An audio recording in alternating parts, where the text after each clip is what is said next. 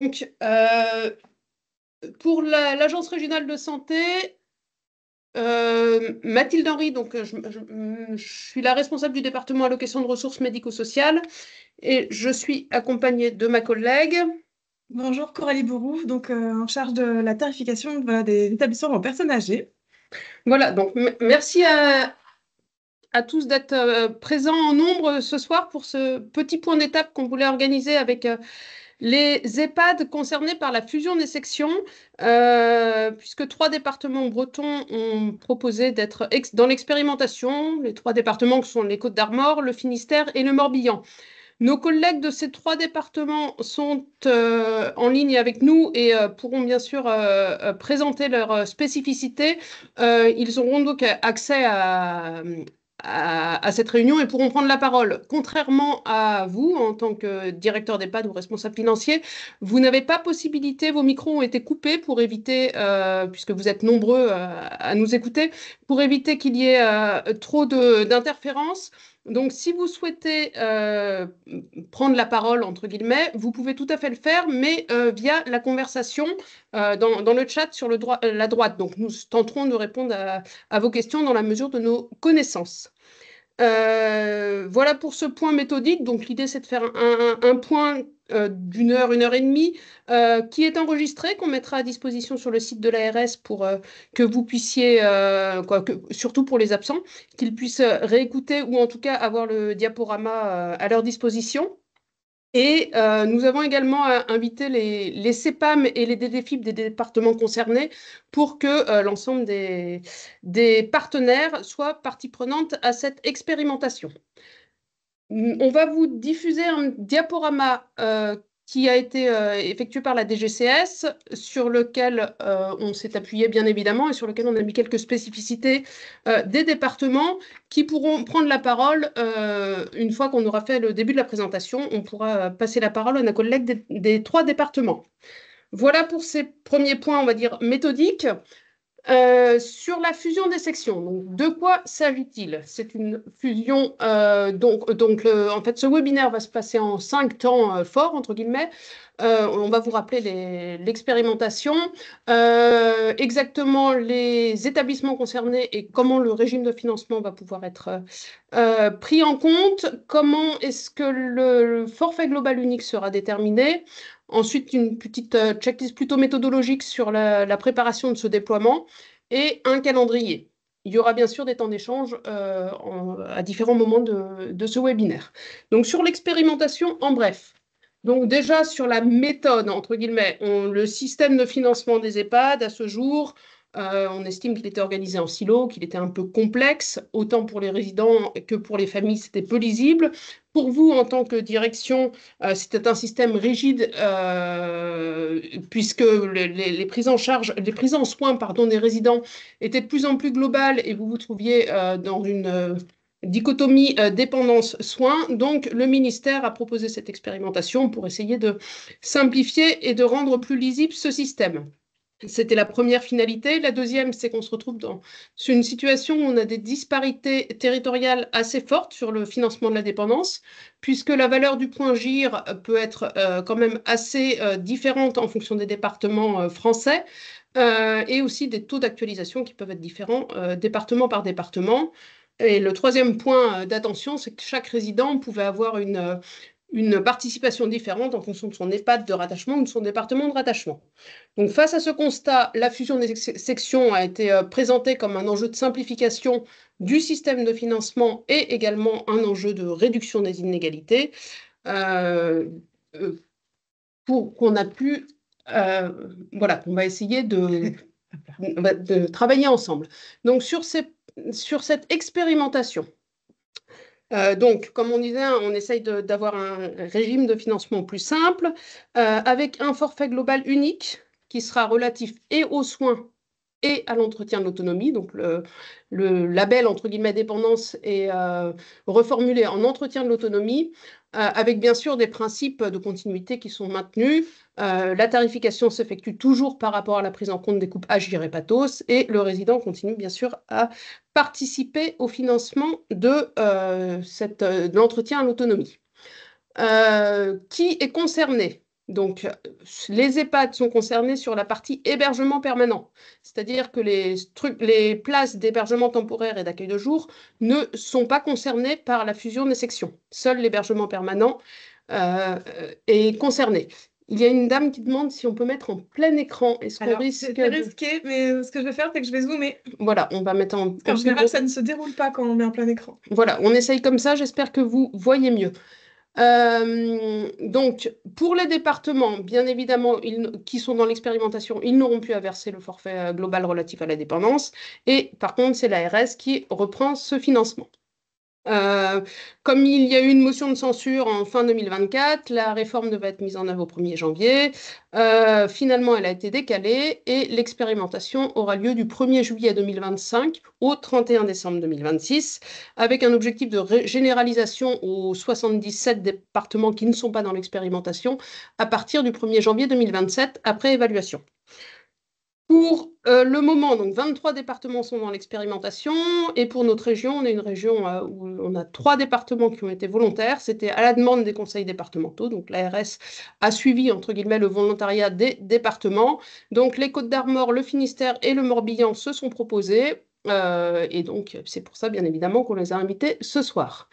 Cette réforme est financée par un transfert de charges des départements vers l'assurance maladie. Et c'est compensé par une reprise de recettes aux départements qui font ce qu'on appelle une rétrocompensation, imputée en partie donc, sur ce qu'on appelle le fonds de concours de la CNSA, relative à l'APA établissement et également une taxe spéciale sur les conventions d'assurance. Voilà, donc comme je le disais, 23 départements, 3 en Bretagne, 3 régions qui sont assez investies, entre guillemets, dans l'expérimentation, que sont la Bretagne, la Nouvelle-Aquitaine et l'Occitanie, puisque pour ces 3 régions, on a plus de 20 000 places d'EHPAD qui sont concernées par cette expérimentation. Donc, pour nous qui sommes, entre guillemets, une petite région de 4 départements, on arrive à un quota de 75% des départements qui basculent dans l'expérimentation. Alors, sur le nouveau régime de financement des établissements, on va vous présenter une petite synthèse. Donc, vous le savez tous, les EHPAD étaient financés en 3 sections tarifaires. Sur la section hébergement, il n'y a pas de changement. Aucun changement pour donc le résident continue à payer son tarif journalier ou le CD le fait à sa place si le résident est bénéficiaire de l'aide sociale hébergement. Par contre, jusque-là, donc on avait une section dépendance financée par le conseil départemental et une section soins financée par l'ARS. À partir du 1er juillet 2025, donc, les EHPAD et les USLD de ces 3 départements se verront octroyer un forfait global unique qui s'appellera le forfait global unique relatif aux soins et à l'entretien de l'autonomie. Il sera fixé par l'ARS, mais en fait, ce sera la résultante d'une somme du forfait global dépendance et du forfait global soins. Pour le forfait global dépendance, donc entretien de l'autonomie, la valeur de points GIR sera une valeur unique, retenue à 7,84 € pour l'année 2025, à l'exception des départements pour lesquels cette valeur était déjà supérieure en 2024. Pour lequel il y aura un maintien de la valeur départementale. Dans notre région, ça concerne le département du Morbihan qui avait une valeur à plus de 8, donc qui se verra bien évidemment maintenu pour l'année 2025. Donc, ça apportera des moyens supplémentaires, en tout cas, au moins dans un premier temps, pour les EHPAD costarmoricains et finistériens, puisque la valeur du point sera ramenée à celle du 3e quartile du niveau national. Sur les incidences sur l'allocation personnalisée d'autonomie. Donc celle-ci, à ce jour, comprend 2 volets, une sur le domicile et une sur l'hébergement. Sur le domicile, le conseil départemental garde sa compétence, il n'y a pas de changement. Par contre, pour l'hébergement, dans le cadre de cette expérimentation, le volet APA hébergement n'existera plus. Ce qui veut dire que les départements expérimentateurs n'auront plus de dossiers à instruire, sauf pour des petites situations marginales qui sont exprimées dans le diaporama pour les quelques personnes qui auraient conservé un domicile de secours dans un département non expérimentateur. Et donc, à partir du 1er juillet 2025, pour toute personne qui sera dans un des 3 départements, que sont donc les Côtes-d'Armor, le Finistère ou le Morbihan, en fait, les résidents ne pourront plus prétendre au bénéfice de l'APA hébergement, puisque celle-ci sera déjà compilée dans le établissement, pardon, sera déjà compilée dans le forfait global unique. Voilà pour en tout cas, les éléments qu'on peut vous apporter sur cela. Mais par contre, il y a quelques spécificités départementales. Ah oui, pardon, il y a une diapo avant, excusez-moi. Donc, ça, c'est une petite synthèse qui reprend un peu qui verse quoi. Donc, sur la partie gauche, donc sur ce que l'assurance maladie va financer, mais par le biais des arrêtés tarifaires de l'ARS. Donc, il y aura ce forfait global unique qui sera donc décomposé de l'équation tarifaire soins et de l'équation tarifaire dépendance. Il sera versé donc par nos collègues des CEPAM à partir du 1er juillet, mais les CEPAM font les versements au 20 juillet. Donc nous, on va leur envoyer les arrêtés tarifaires début juillet pour que ce soit mis en paiement sur les comptes des EHPAD au 20 juillet, comme au lieu de recevoir juste le soin, vous recevrez le soin et la dépendance au 20 juillet.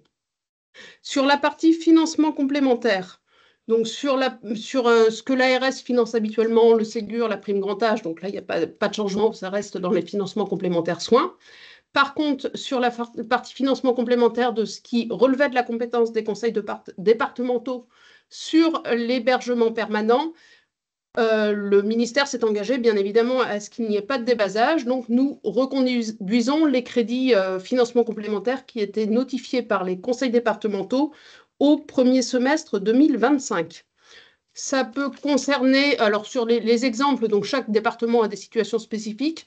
Ça peut être un soutien à des petites unités, à des multisites, du renforcement RH ou encore des GMP qui sont en dehors des équations tarifaires et que le conseil départemental souhaitait maintenir. Donc ça, c'est des exemples non exhaustifs qui sont présentés en fonction des situations. Donc en tout cas, le ministère s'est engagé à les maintenir. Et puis l'ARS continuera sa campagne de CNR habituelle au même rythme que ce que nous faisions habituellement. Pour les départements, donc sur la partie tarif journalier, le tarif journalier donc, sera toujours versé par les départements pour les bénéficiaires de l'aide sociale hébergement et ils continueront à financer l'APA à domicile.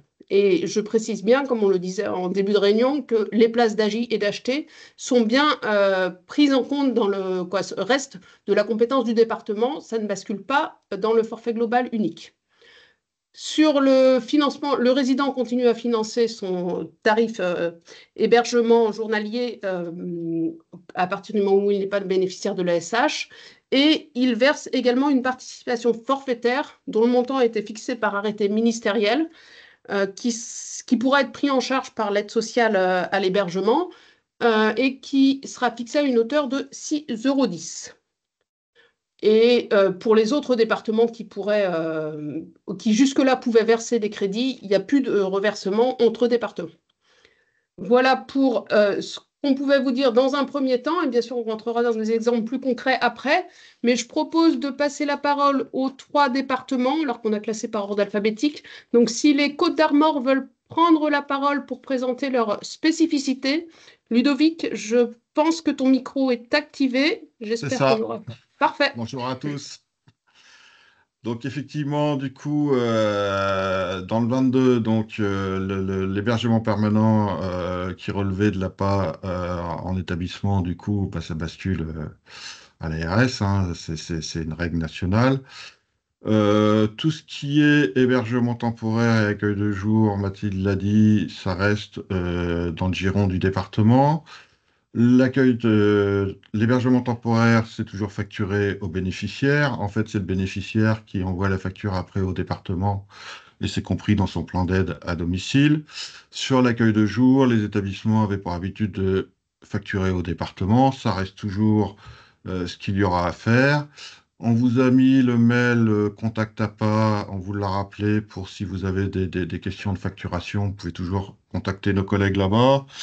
Et c'est pareil, de toute façon, si vous avez des questions, que ce soit sur la dépendance, sur l'hébergement, les tarificateurs du département restent à votre disposition pour répondre à vos questions, il n'y a pas de souci. Tous les financements sont compris dans l'équation tarifaire et il n'y a plus de facturation vers les autres départements pour les places d'hébergement permanent. En fait, le critère qu'il faut avoir, c'est soit on est dans l'expérimentation, soit on n'y est pas. Si on est dans l'expérimentation, il n'y a pas de refacturation aux autres départements. Voilà. Je pense que j'ai tout dit, Mathilde, j'ai rien oublié. C'est très bien. Merci Ludovic. Donc, si vous avez des questions, vous pouvez les poser dans le chat, spécifiques aux Côtes d'Armor. Sinon, je vous propose d'enchaîner sur le Finistère. Marie Rousseau ou Marie Ménard, est-ce que votre micro est activé? Ah oui, bonjour. Est-ce que vous m'entendez? Oui, parfait. Excusez-moi, j'arrive pas à mettre ma caméra, donc on n'aura pas le plaisir de se voir avec des écrans interposés. Donc pour le département du Finistère, on a des pratiques on avait des pratiques historiquement différentes du 22, puisque pour nous, l'hébergement temporaire relevait en fait des financements au titre de l'APA en établissement. Donc du fait de la fusion des sections soins dépendance et du transfert du coup de la compétence dépendance vers l'ARS et l'assurance maladie. L'APA en établissement, s'agissant de l'hébergement temporaire, relèvera désormais de l'APA à domicile. Donc pour 2025, on va maintenir le système actuel. C'est-à-dire qu'on va continuer à verser l'APA aux porteurs d'hébergement temporaire sous forme de forfait, avec des acomptes mensuels que l'on va verser progressivement, et les tarifs qui ont été arrêtés en début d'année dans le cadre de la campagne de tarification.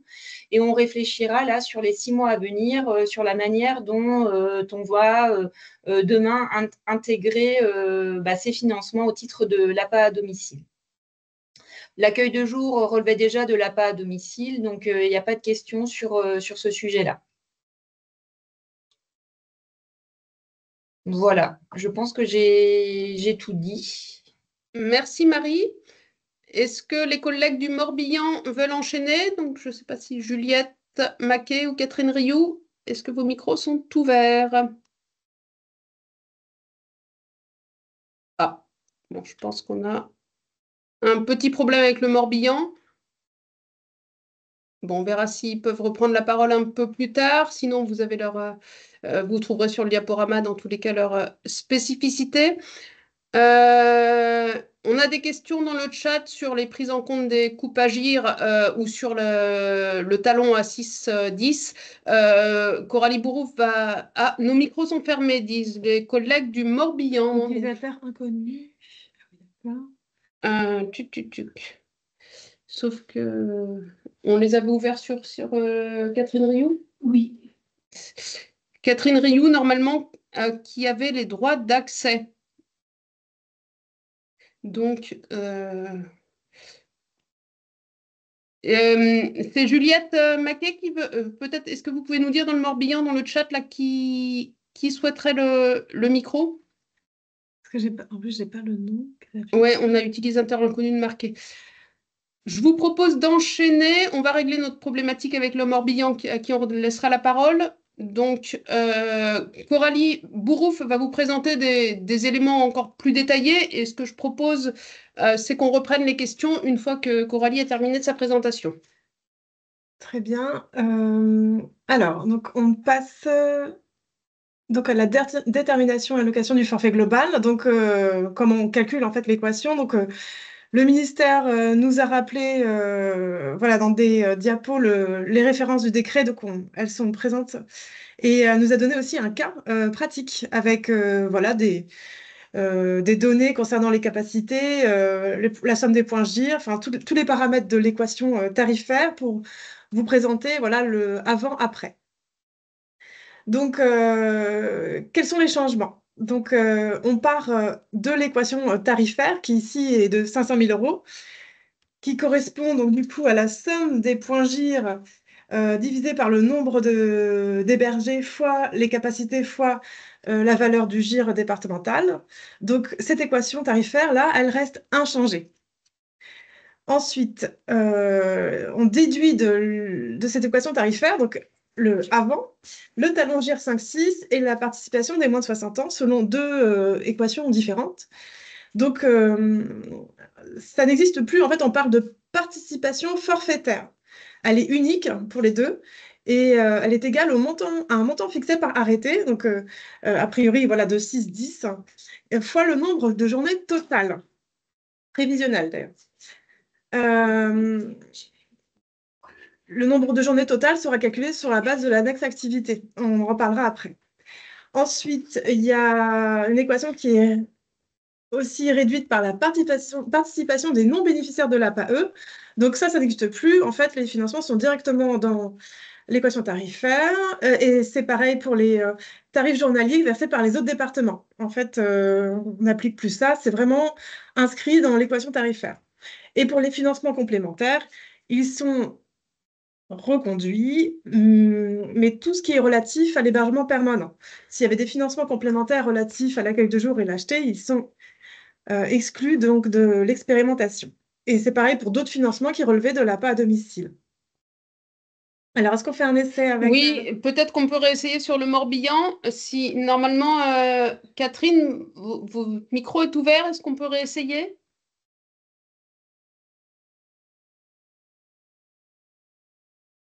Bon, c'est un faux essai. Désolée. On donnera les informations donc plus tard concernant le Morbihan. De toute façon, si on avait compris, voilà, vous alliez communiquer sur ce sujet ultérieurement. Et en effet, les règles étaient encore différentes des deux autres départements. Donc, je vais revenir sur mon équation, voilà, qui est terminée.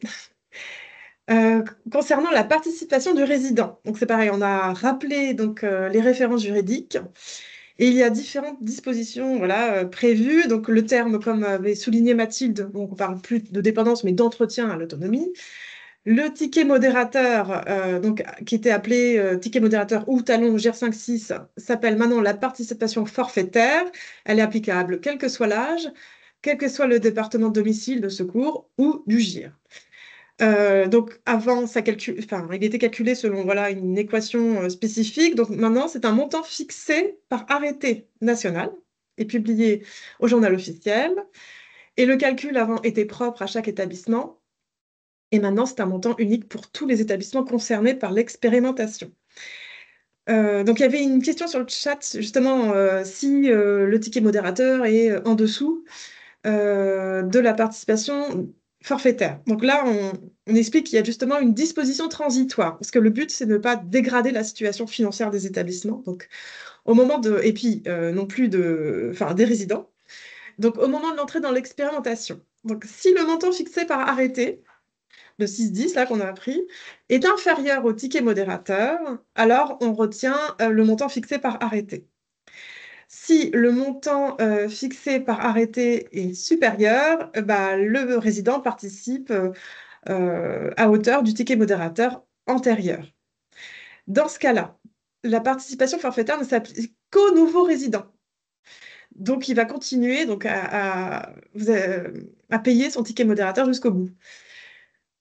Et on explique que du coup, le différentiel est inclus directement dans le forfait global unique. Voilà. Quel que soit l'âge du résident. Hein. Il n'y a plus d'histoire de moins de 60 ans ou plus de 60 ans. Voilà, c'est ça.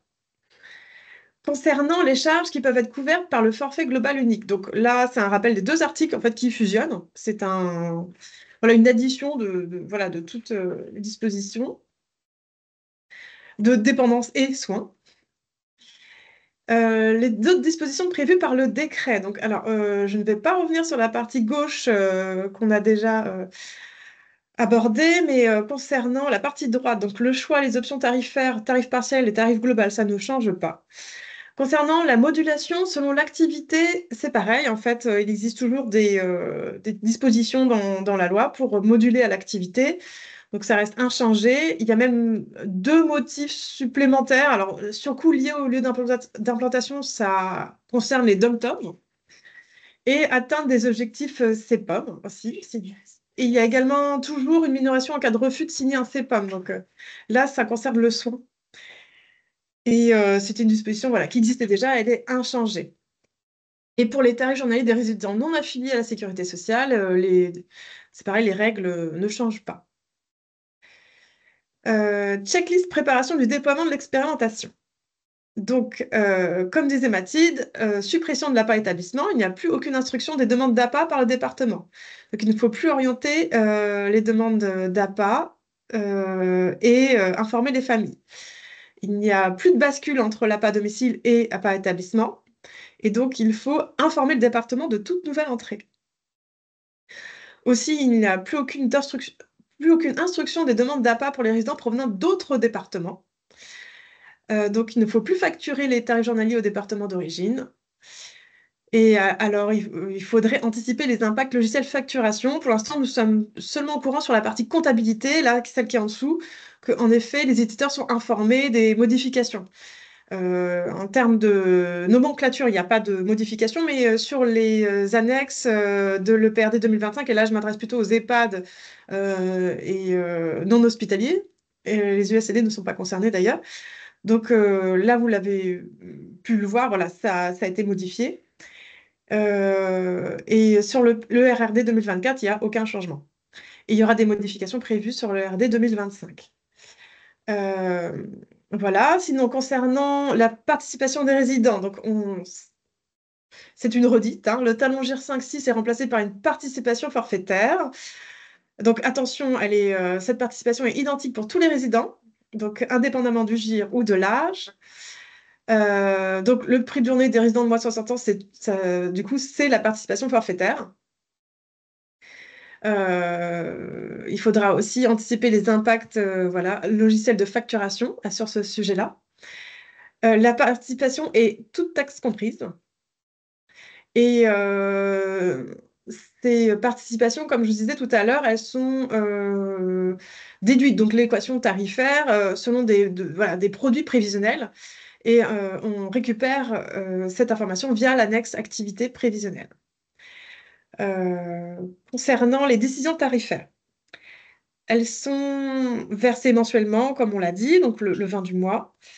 On sait que dans d'autres départements, ça pouvait voilà, prendre un rythme différent, donc on vous alerte par rapport à ça. Et les décisions vont bien faire la distinction entre la partie soins et entretien et l'autonomie pour des questions fiscales. Concernant les coûts pathos et agir, donc là, on attire votre attention. Donc, en fait, on n'a écrit aucun changement. C'est qu'il n'y a aucun changement dans la réglementation. Parce que normalement, dans l'équation soins et dans l'équation dépendance, on doit prendre en compte, pour la tarification, des coupes qui ont été validées avant le 30 juin de l'année N-1. On sait que ce n'est pas forcément le cas pour tout le monde, et on va en reparler après. Concernant voilà, le PRD, donc il y a eu un webinaire, une webconf sur ce sujet. Donc on rappelle, en effet, il y a des colonnes supplémentaires pour les effectifs et sur les charges pour l'annexe financière. On rappelle que c'est soit l'un, soit l'autre, quoi. Soit vous complétez les parties anciennes, soit les nouvelles colonnes, mais pas les deux. Il ne faut pas qu'il y ait de changement en cours d'année. Concernant les données qui sont nécessaires pour calculer le forfait dépendance par l'ARS. Donc, il y a la prise en compte des coupes Agir et Pathos qui ont été validées au plus tard le 30 juin N-1 et la transmission aussi des annexes activités. Donc, on calcule les produits prévisionnels relatifs à la participation forfaitaire sur la base de cette annexe activité. Et pour les GMP et PMP, c'est ceux qui ont été validés dans GALA, donc on fait l'objet de PV de validation. Si le département organisait une remontée complémentaire de GMP ou d'activité, elle ne sera pas poursuivie par l'ARS. Donc là, c'est sur le modèle pérenne, je vous parle. Voilà, donc on rappelle que les annexes activités doivent être transmises au plus tard, donc le 31 octobre. Elles seront utilisées dès le FJU 2025, on verra, c'est un peu plus subtil. Donc, on rappelle, et c'est vrai qu'il y a eu un travail de fiabilisation sur ces annexes activités. Et on rappelle son importance. concernant ce dispositif transitoire pour 2025, donc on reprend les financements complémentaires qui ont été octroyés par les départements. Voilà, et qui concernent bien sûr l'hébergement permanent, on rappelle. La participation des résidents est donc estimée par un montant. Voilà, on a dit il est en cours d'arbitrage, mais on avait énoncé 6,10, mais on verra si cette valeur est bien validée. Et donc, alors, cette participation donc, est multipliée par le nombre de journées prévisionnelles annuelles. Alors, dans la version pérenne par l'annexe activité, mais là, pour l'année 2025, on va récupérer les journées prévisionnelles remontées par les départements via l'enquête qui a été menée. Concernant le niveau de dépendance, donc normalement, on est censé retenir le GMP et PMP validé avant le 30 juin de l'année N-1, mais pour cette année, on va récupérer la valeur remontée par vos départements et qui ont servi à la notification des forfaits là, sur le premier semestre 2025. Ces montants vont être toutefois sortis de l'équation tarifaire. C'est-à-dire que s'il y avait par exemple un GMP défavorable là, sur une nouvelle coupe et que le département avait retenu l'ancien GMP, en fait, l'équation tarifaire va être calculée sur le nouveau GMP et le complément qui a pu être donné en prenant en compte l'ancien sera isolé et basculé dans les financements complémentaires. Normalement, vous allez recevoir de notre part une décision avec un montant global et on essaiera tant que possible de définir à quoi correspondent les financements complémentaires pour que vous ayez tous les éléments. Et concernant voilà, des ajustements possibles, ils seront faits en deuxième campagne budgétaire parce que là, on notifie pour cet été. Et si besoin, notamment par rapport à des questions sur le capacitaire, c'est peut-être probable, parce qu'on a vu, il y a des questions sur le chat, en effet, il y a peut-être il y a des places voilà, qui ne sont pas forcément arrêtées, des places d'hébergement temporaire voilà, qui sont reconnues par le CD, financées, mais pas forcément dans l'arrêté d'autorisation. Et là, il est important de se faire connaître, mais nous, on va... Enfin voilà, on en tient compte justement de ces spécificités-là. Concernant le calendrier, donc voilà, du 1er janvier au 30 juin, donc ce sont les départements qui versent le forfait global dépendance, donc avec la prise en compte des places nouvelles ou des réouvertures qui ont eu lieu sur le premier semestre. Le renouvellement des coupes qui ont eu un impact sur le premier semestre, la valeur du point GIR départemental, 2025 et la participation du résident fixée par le département. Et donc, à partir du 1er juillet, donc c'est nous, ARS, et donc les forfaits sont versés par l'assurance maladie. Donc, on tient compte aussi des places qui seraient réouvertes sur le second semestre. Les coupes Agir, elles sont telles que je vous ai définies là. Donc, en effet, s'il y avait eu des nouvelles coupes avant le 30 juin 2024, elles sont prises en compte. S'il y avait eu une prise en compte de l'ancien GMP, il sera isolé.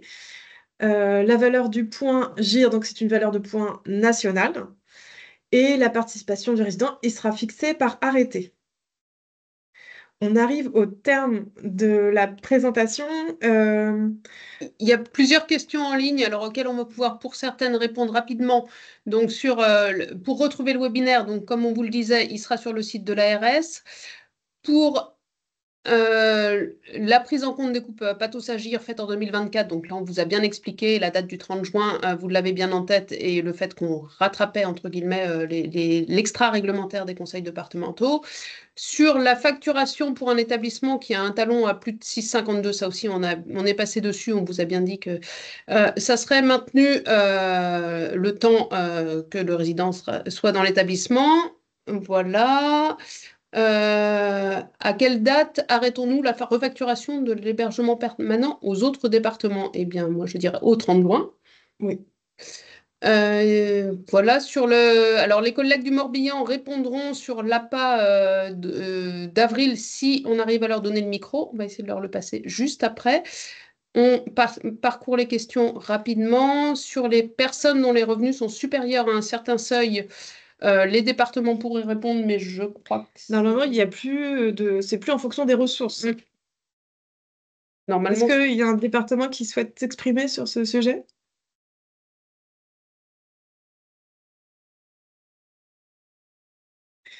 bon. Peut-être sur le département du Finistère, il s'agit peut-être du calcul de l'APA au regard des ressources des résidents, c'est ça? C'est ça la Oui, question? oui. Effectivement, le système de l'APA, il est lié au niveau de dépendance, mais aussi au niveau de ressources des résidents. Il est calculé avec une savante équation, je dirais, au regard de ces paramètres-là.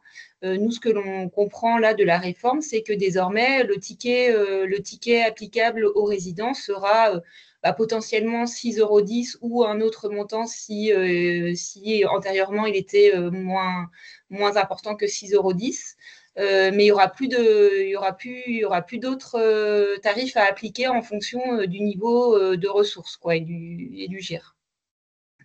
Il y aura un tarif unique, un ticket modérateur unique appliqué à l'ensemble des résidents.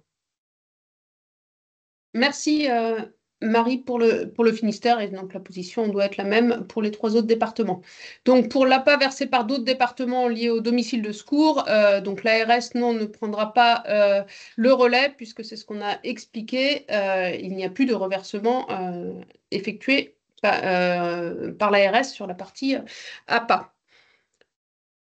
Les limites d'âge, on a vu qu'il n'y avait pas d'incidence sur les moins de 60 ans. Sur les logiciels de facturation, alors là, nous, on n'a pas la réponse. On sait que la DGCS et la CNSA travaillent avec les éditeurs sur la partie EPRD, mais je ne sais pas si les collègues des conseils départementaux savent si les logiciels de facturation sont retravaillés en ce sens avec les éditeurs. Nous, on n'a pas eu l'information. Vous non plus? Non, Pas pas du d'infos tout. côté 22. Non. C'est une information qu'on peut... On va remonter ça à la Ouais, voilà, c'est ça. DGCS. Oui, tout à fait. Donc, le PRD 2025, on vous a bien expliqué, soit vous présentez en 2 sections distinctes, soit en une section cumulée, mais vous ne changez pas en cours d'année pour l'année transitoire. Les USLD sont-elles concernées par cette expérimentation? Oui. Pour les 3 départements concernés, bien évidemment. Sur les logiciels de facturation. Donc, on va remonter tout cela. Sur le conseil départemental du Morbihan, qui sur l'hébergement temporaire et l'accueil de jour, ben, on va leur laisser la parole juste après, mais pour le moment, je pense qu'ils viendront avec des éléments complémentaires. Sur le versement de la dotation à pas en début de mois, ce n'est techniquement pas possible puisque ce sont nos collègues des CEPAM qui la versent au même titre que la dotation globalisée sera versée au 20 du mois par les CEPAM ou la MSA quand vous êtes rattaché à la MSA. Après, sur les difficultés de trésorerie que ça pourrait engendrer, on présuppose que ce soit quand même assez à la marge puisque les salaires sont versés après le 20 du mois. Donc normalement, vous recevrez le versement de la CEPAM avant le versement des salaires.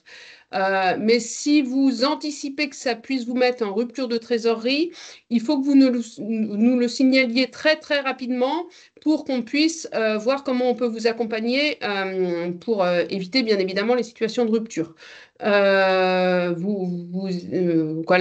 est tout à fait à la disposition des structures en rupture de trésorerie. Hein. C'est le message qu'on passe systématiquement. Donc, n'hésitez pas à revenir vers nous si vous avez une difficulté. Et juste pour le Morbihan, mais les collègues du CD pourront le compléter, le Morbihan finançait en avance de 3 mois, c'est-à-dire que vous receviez en début de trimestre les 3 mois de la dépendance. Donc ça, il faut bien le lisser dans votre plan de trésorerie, puisque nous verserons mensuellement le 20 du mois échu, entre guillemets. Donc il faut bien que vous le prévoyiez dans la trajectoire. Un modèle de courrier de type à envoyer aux résidents familles pour éclairer. Alors ça, le ministère n'en a pas parlé. Non, mais on peut demander. Ouais. On peut demander, c'est une bonne... effectivement, ça pourrait être tout à fait standardisé. Les nouveaux résidents paieront le nouveau montant à 6 €. Ouais. Ben oui, c'est quoi, en tout cas le montant qui sera arrêté dans l'arrêté. Qui informe les départements de secours hors 22 de la mise en place au 1er juillet. Alors, l'ARS, non. L'EHPAD ou le conseil départemental, si vous avez quelques résidents, plutôt vous, EHPAD, si vous avez des résidents concernés, c'est vous qui les connaissez le mieux, je pense. Après, tous les départements sont au courant. Hein. Oui, mais bon. Alors, est-ce que vous en avez beaucoup en dehors de la Bretagne? Parce que le 35, notre collègue Sylvie Hédard du département 35 participe à la réunion, donc est bien informée dans tous les cas du fait que les 3 autres départements de la région passent dans la fusion des sections. Pour les autres départements, en fait, au cas par cas, mais je pense quand même que c'est pas non plus vous ne devez pas en avoir énormément par EHPAD. Excusez-moi, Oui, du coup, Marie Rousseau, département du Finistère, je ne sais pas si on n'a pas passé un peu vite sur la question des résidents extérieurs, juste pour qu'on se redise bien les choses, parce qu'effectivement, les situations diffèrent. Si effectivement, si le domicile de secours est dans un département expérimentateur et que le résident est dans un département réside dans un département, dans un établissement, dans un autre département qui est également expérimentateur, et bien là, il y aura plus, enfin, ce sera géré, ce sera blanc, je dirais, pour les établissements. En revanche, si le résident a son domicile de secours dans un département et qu'il réside dans un établissement dont le département n'est pas expérimentateur, on maintient le système actuel en fait. Donc ça dépend vraiment en fait du lieu d'hébergement en fait des personnes dont le domicile de secours est dans un département expérimentateur.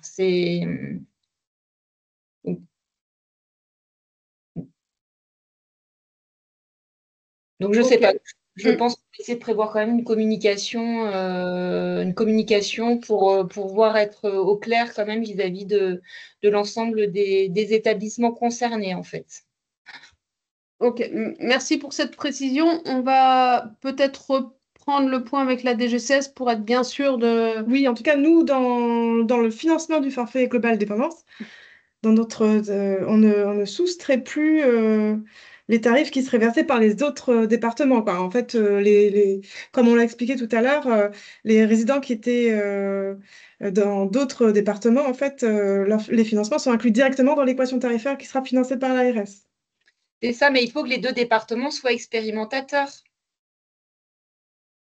On n'a pas cette subtilité. Non, oui, Non, pour moi, à partir du moment où le département est expérimentateur, dans l'établissement de ce département-là, c'est l'ARS qui paye pour l'ensemble des places d'hébergement permanent. Voilà, Ouais, c'est ça. Oui. c'est ce Et qu'on a du coup, se pose plus la question d'une refacturation comment ça s'appelle? au département Aux du autres domicile de départements. En secours. fait, l'établissement est payé intégralement, enfin, les places sont payées intégralement par la Sécu. C'est une nouvelle Si disposition alors. si un établissement était dans un département non expérimentateur et qu'il y aurait quelqu'un qui aurait son domicile de secours dans le 22, par exemple, à ce moment-là, nous, il faudrait qu'on paye à cet établissement comme on faisait dans le temps. Mais c'est la notion d'expérimentateur ou pas qui privilégie. Ouais. Et à partir du moment où on est expérimentateur, il n'y a plus de refacturation à l'extérieur. Voilà, c'est ce qu'on disait aussi à la fin de la Ouais. diapo, donc ne plus facturer les tarifs journaliers au département d'origine. Voilà. J'espère que c'est clair pour vous. Donc, dans tous les cas, le diaporama sera disponible, hein, et puis n'hésitez pas, si vous avez des questions derrière, vous pourrez bien évidemment nous les reposer ou les poser au département concerné. Voilà, nous allons laisser Alors, nos... parce qu'il y avait aussi des questions-réponses. En fait, Il y a on deux fils de conversation. a deux fils de conversation. Ah oui, alors on regarde les questions-réponses, puis on laisse la parole à nos collègues du Morbihan. Si l'ancien ticket, on a déjà répondu. Je parcours très rapidement. Ok. Ouais, c'est ça. Sur le capacitaire, en effet, si c'est non reconnu par le CD. Alors là, en fait, on va se baser sur le capacitaire qui est le même qu'au premier semestre. A priori, c'est vrai qu'on va essayer de se conformer donc plutôt aux arrêtés d'autorisation sur le second semestre. N'hésitez pas à revenir nous voir hein, s'il y a un problème à ce sujet. C'est tout? Oui, c'est tout Ok. ce qu'il y a là. Je propose aux collègues du Morbihan de prendre la parole en espérant que cela marche maintenant. Oui, bonjour à tout le monde, Catherine Rioux, ça y est, notre micro fonctionne. Parfait, Euh, merci.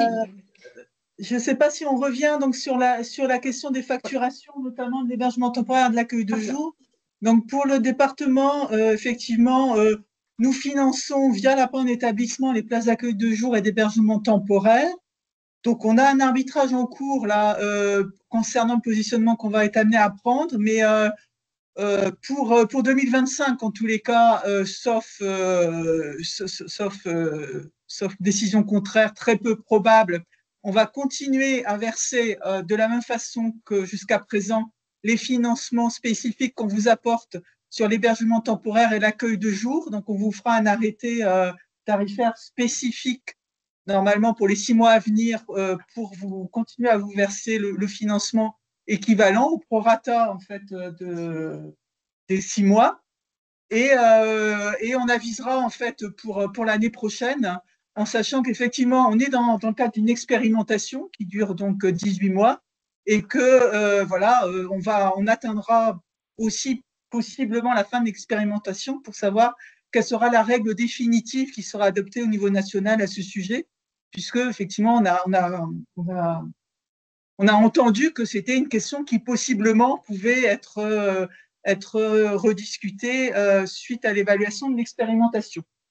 Donc voilà, donc pour 2025, normalement, vous allez recevoir les mêmes, le prorata des financements sur ces places-là pour 2025, sauf décision contraire, auquel cas on vous en informerait rapidement.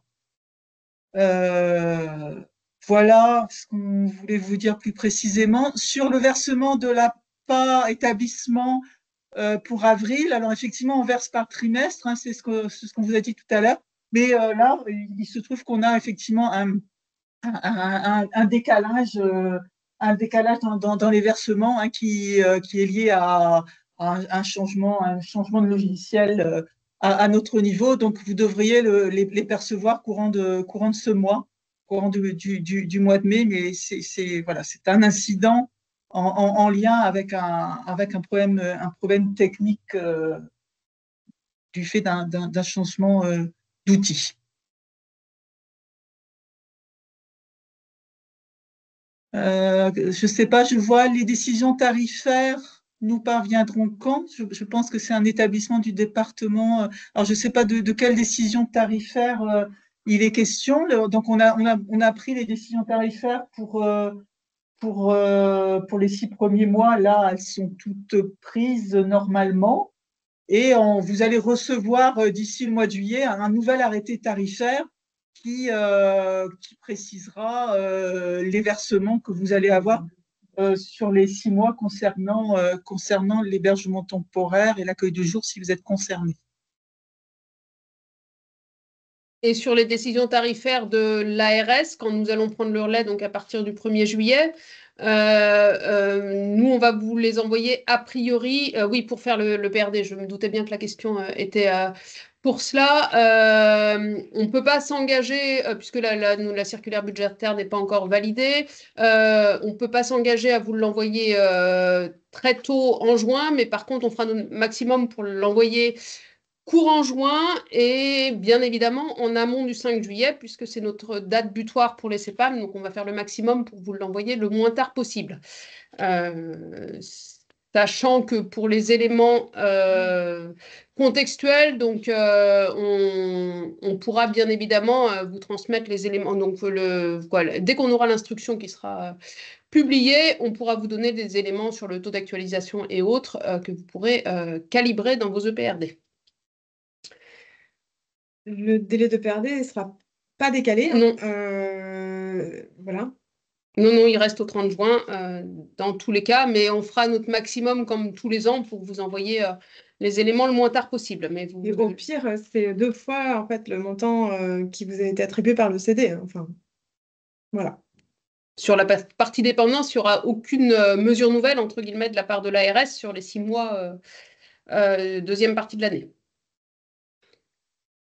Je reparcours les. Alors, il y a une petite question sur le différentiel entre le talon actuel et le futur.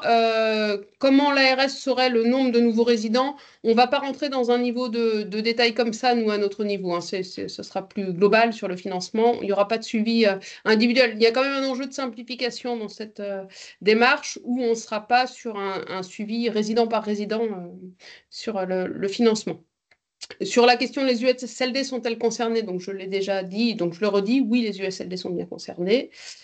Et lorsque la valeur du point GIR national est inférieure à la valeur du point de l'établissement, donc ça c'est département par département, c'est ce que je disais aussi en propos introductif, le Morbihan est le seul département breton à avoir une valeur du point GIR supérieure à celle du 3e quartile retenu dans l'équation nationale, donc qui est à 7,84.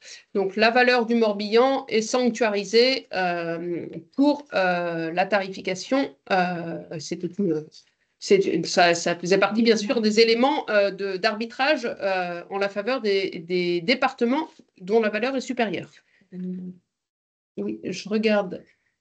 Hop, il y a aussi quelques questions dans questions-réponses. Participation forfaitaire est applicable à compter du mois de juillet 2025. Oui. Non, mais c'est les questions de tout à l'heure, en fait. Ah oui. Les nouvelles modalités de facturation s'appliquent-elles uniquement pour les nouveaux résidents admis après le 1er juillet, y compris pour les résidents extérieurs? Là aussi, oui, sur le. Donc, oui, il n'y a pas de changement pour ceux qui sont déjà dans l'établissement avant, jusqu'au 30 juin.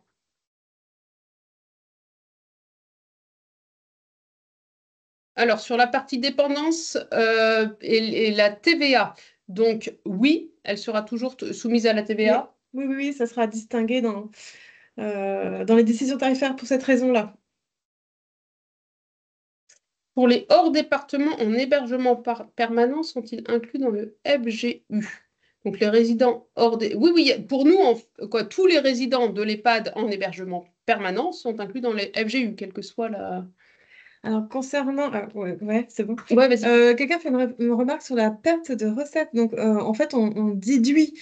Donc, si on déduit moins, a priori, ça se compense, quoi. Enfin, je veux dire, si on déduit un tarif de 6,10 au lieu de 8, d'un moment, vous avez pas de perte de recettes. Mais on pourra peut-être faire un cas par cas, cas pratique pour rassurer les gestionnaires. N'hésitez pas à nous alerter, puisque normalement l'engagement du ministère, c'est qu'il n'y ait pas de perte de recettes pour les établissements. Donc si sur des situations spécifiques, vous êtes dans cette situation-là, n'hésitez pas à nous contacter. Alors, une question pour le Finistère sur le fait que la valeur est à 7,39 contre le... Peut-on espérer une revalorisation pour le 2e semestre du fait de l'augmentation de la valeur point GIR à 7,84? Donc, non, enfin, en tout cas, à partir du 1er juillet, c'est bien l'ARS qui finance. Il n'y aura pas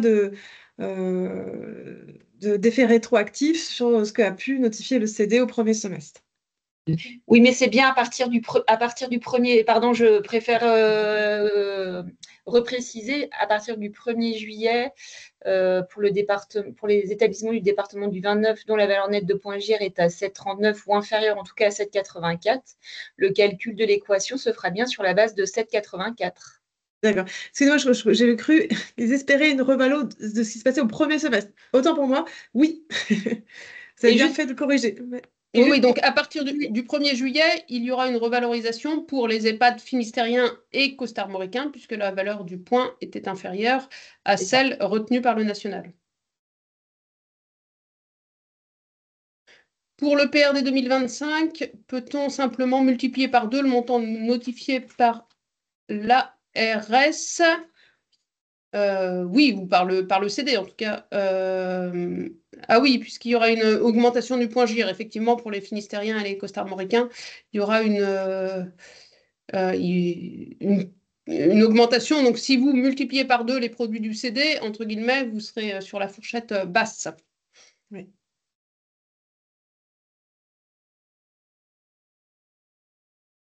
Si la participation forfaitaire passe à 6,10 et qu'à ce jour il est supérieur, il y a bien une perte financière.